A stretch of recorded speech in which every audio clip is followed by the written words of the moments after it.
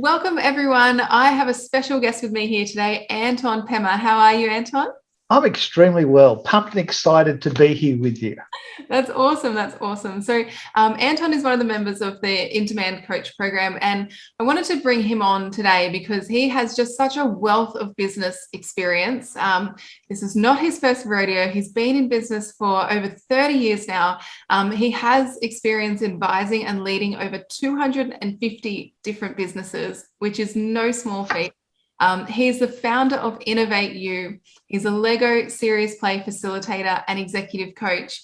And Anton, you've worked with some big names in the business, like Canberra Business Chamber, Rotary International Clubs, and also the Australian Institute of Criminology as well. So it is my pleasure to have you here today, Anton. Welcome.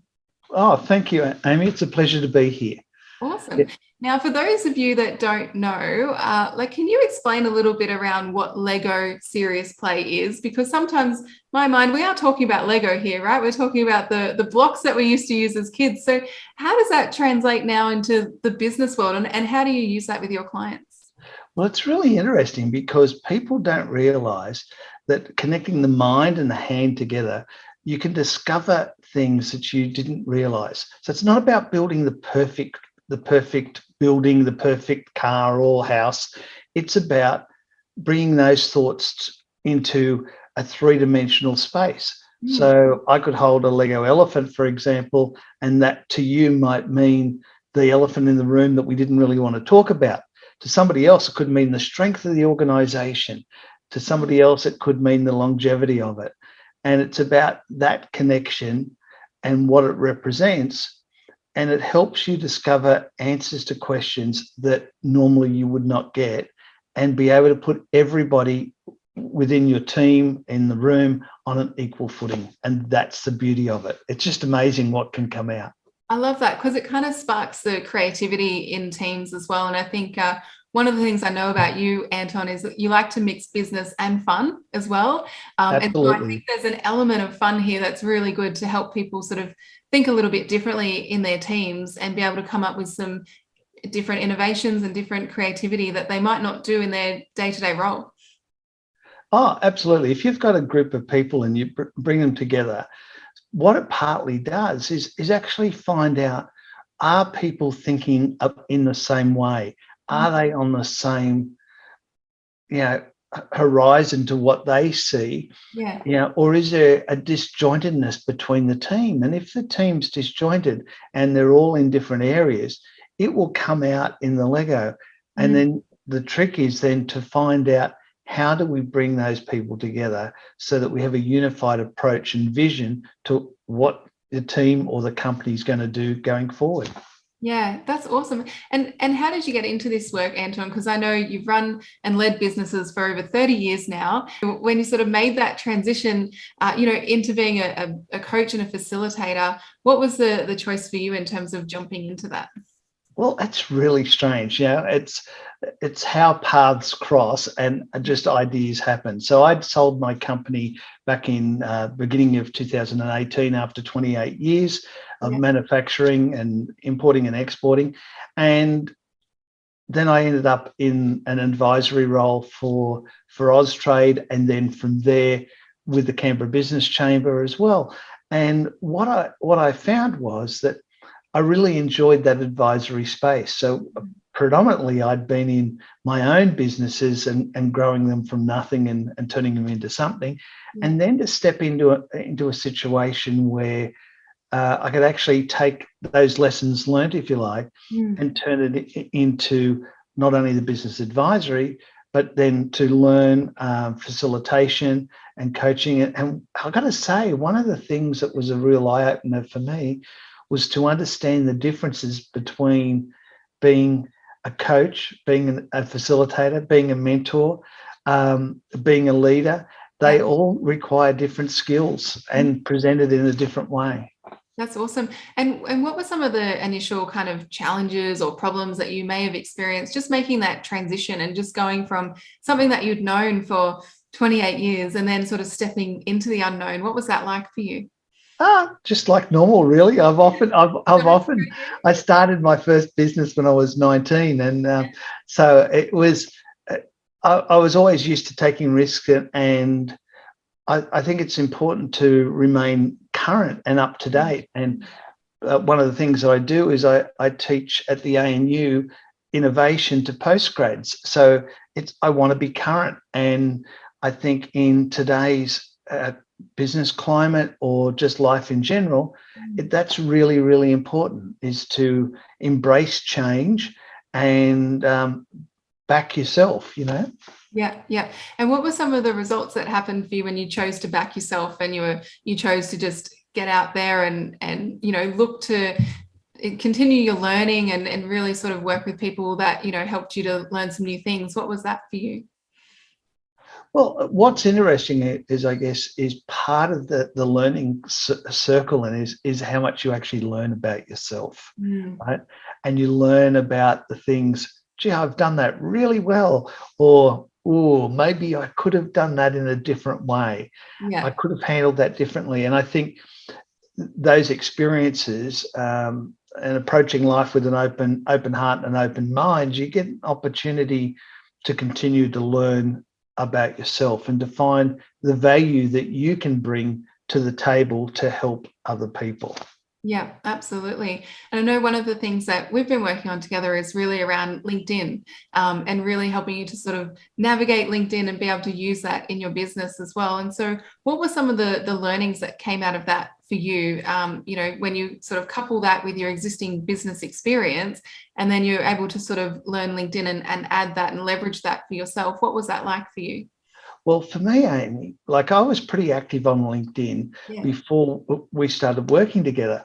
Yeah. And I saw a presentation that you had done to IECL, and I was impressed. And I thought, I need someone with fresh eyes to look at my business and look at my profile and to look at how I can improve things. And part of that was, engaging with you and engaging with the group, to be able to see how that could happen. Now, what was interesting was getting my profile looked at by somebody else who's an expert in that space and going, it's a really good profile, but we could make some changes there. And I went, okay. And I left it in your hands. My profile came back very different from what I'd presented before. Not so much from the essence was still there, but actually taking an approach that was client facing, or as opposed to Anton facing. And I think that's probably one of the major things that I got, where you almost see LinkedIn as a business version of Facebook, right? Yeah. But it's not a business version of Facebook. It's a business version of how you can solve problems for other people. And you saw that in my profile and made those changes. And I thank you for that, because it was well worth it. And from a costing perspective, it was an investment for me, a marketing investment as well as an education one. So there was two sides, I guess, that I gained from working with you, both with the group and also with the profile. Was when I looked at stepping forward and committing to doing it, I just purely looked at it as marketing costs. What is it going to cost me to do this, and what's the long-term benefits? And did I get value? Absolutely. Got no hesitation in that whatsoever, and would have no hesitation to, if I had the choice again, I definitely would do it. Both having my profile looked at with fresh eyes, who's someone who is passionate and involved within the industry, as well as being involved with the group that we get together with every week. I find that that's really beneficial as well.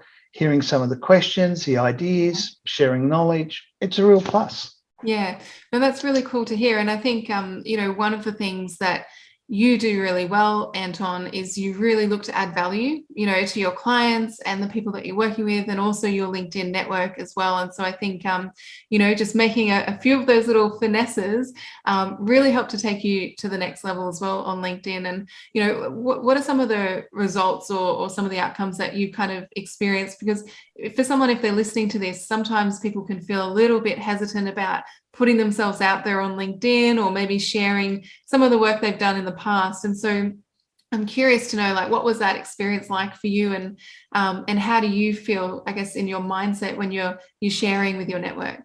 Okay, well, to give you an idea, just purely talking numbers here, my average profile views, for example, used to run at about 160 over 90 days. Currently, it's running at just over 800 in the same period, and is consistently sitting there. But the thing that I found really changed for me was not so much about the posts and stuff, but more about the engagement with the people. I'm finding that the people I'm connecting with are actually asking questions about what I do, asking questions about what is this Lego Serious Play. And part of it, I found, is it adds a lot of legitimacy to, I suppose, that unknown factor. It gives people an idea. Like, I certainly don't connect with someone and go, do you want to buy my services? Because it's not the approach. No, I hate that myself. Right? But I do go back and say, thanks for the connection, and if I can ever be of assistance, please let me know. I think. But part of it, I think, was doing those training modules as well with you, is there was a lot of little gems along the way. So even someone like myself that had quite a regular experience with LinkedIn, it just sharpened everything up, and there was lots of hidden gems. And I found, even going back, there's other things that you go, I could do that. Yeah, that's great. And I know you advise businesses all of the time, Anton. So what's some of the advice, I guess, you would give to someone who might be a little bit hesitant about putting themselves on a LinkedIn platform, or even a little bit hesitant, I guess, around, investing in their own learning and development when it comes to business?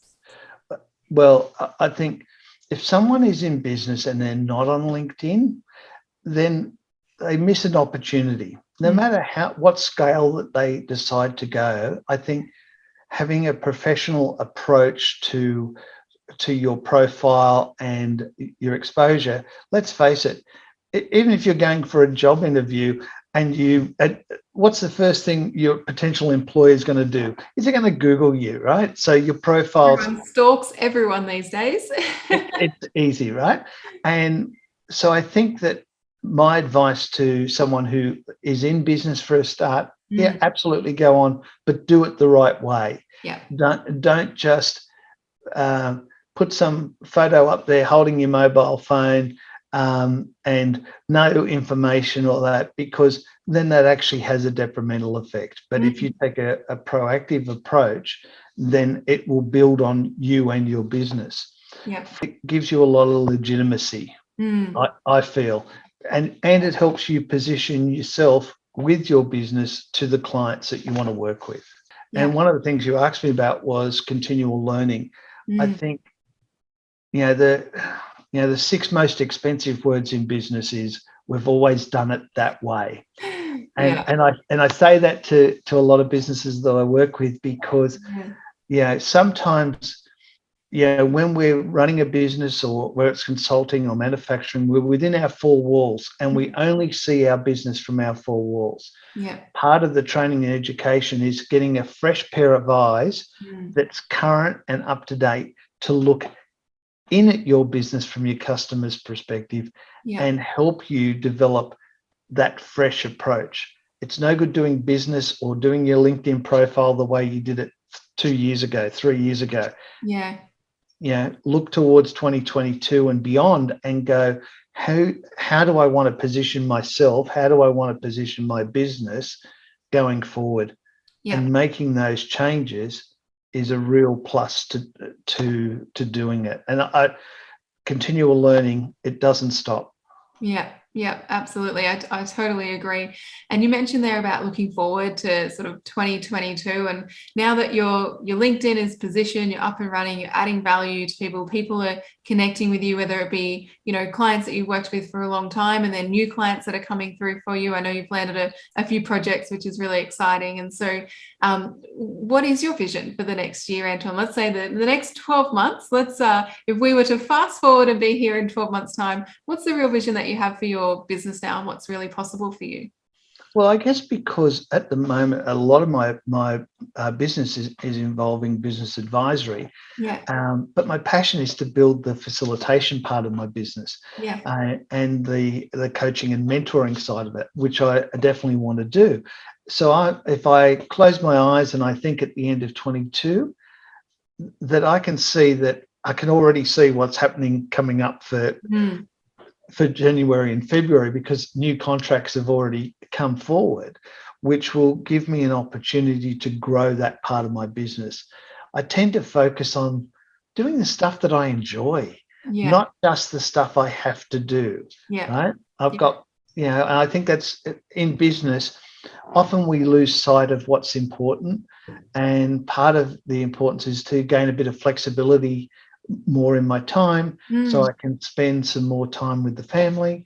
Yeah. That would certainly be a plus, and that's what I'd like to work towards. Yeah, absolutely. Like you said, there's some really enjoyable things that you get out of business, and one of them is the fulfillment that you actually get from working with the clients that you love working with. So, yeah. Well, I think for me, it really doesn't. It's about people who just are happy to improve and want to grow. And for me, my buzz is to see them to be successful. Yeah, Yeah. that's my buzz. Yeah. So if I can solve a simple problem for them, or Mhm. even just connect them with the right person, that's the key. Yeah. So I certainly don't have all the answers to all their questions. From a Yeah. facilitation perspective, they're the ones that have the answers. I just have the questions that they've got to come up with. Yeah, which is the art of it. Yeah. That's the art of it. But sometimes it's purely just, as my mum would say, I guess, do you know someone who knows someone? Yeah. And I probably do, and can connect the right people together. And if that helps them be successful, then I'm stoked with that. I'm really happy with that. One of the things you mentioned to me, Anton, was just like the connections that you've made with some people in the group. Like, what are some of the unexpected sort of projects that have come out? Um, if you can imagine a chance meeting with the only student that ever got a scholarship, a blind student that came to Canberra at the ANU. Yeah. That's where it started. Yeah. He'd never had a cane before. He'd never had a phone that could give him directions. Mm. And it changed his life when he was here. We had a chance meeting and he went back to Kenya. Mm-hmm. Part of your group, Yeah. I meet a person, Susan, Yeah. and who is also from Nairobi and from Kenya. Mm-hmm. We connected. Yeah. I connected her to Paul. She connected us to a Rotary club. I've been in Rotary for 23 years. Yeah. And now we're working on a project called the White Cane Project, which is about training people to be able to train people how to use a white cane in Kenya. Mm. And it's one of those chance meetings. And in Japan, they would call that Ichigo Ichie, which is as paths cross. Sometimes they'll cross for a short time, sometimes they'll cross for a lifetime, but we should always be empathetic and sympathetic to the people that we meet along the way, for we know not how long that will be. And I've got to say, it's a very fortuitous thing, because that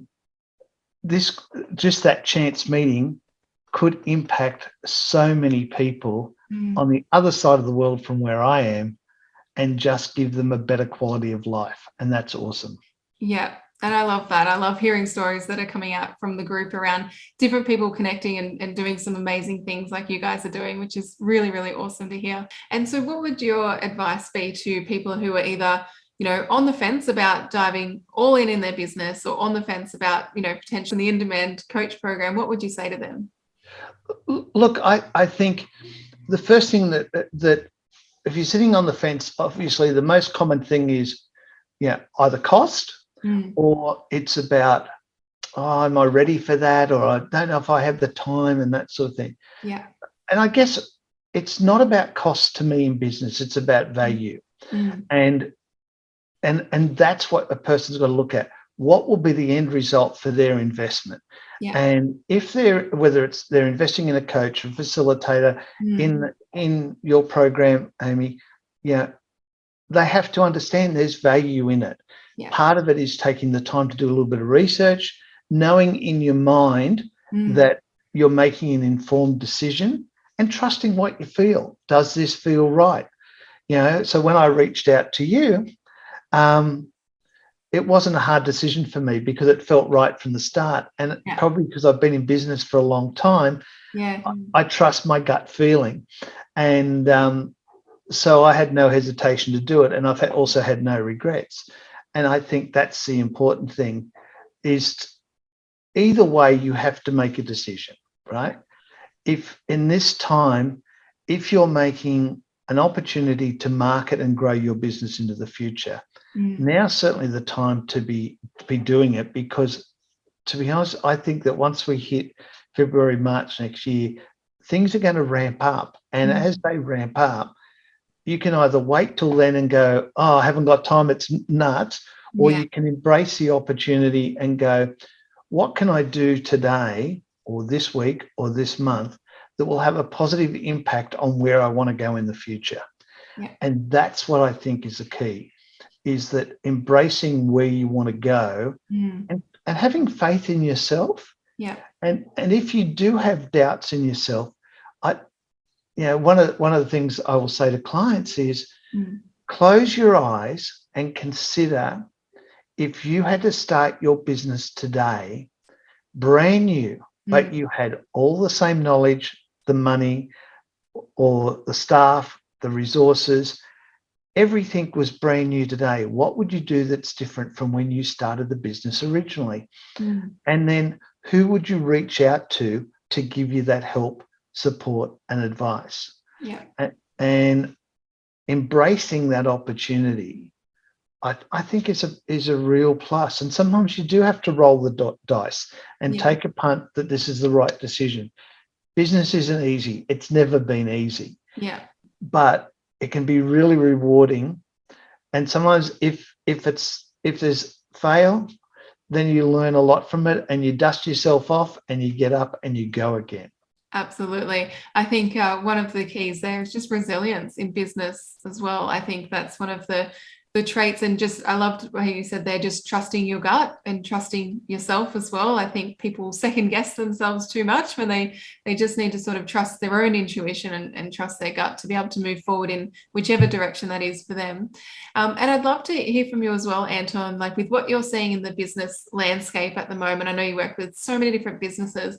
What are some of the things that is good for businesses to keep in mind as we head into, the next sort of few years? I know the last few years has been quite turbulent for a lot of businesses. So what's maybe one or two things that, business owners can really focus on moving forward?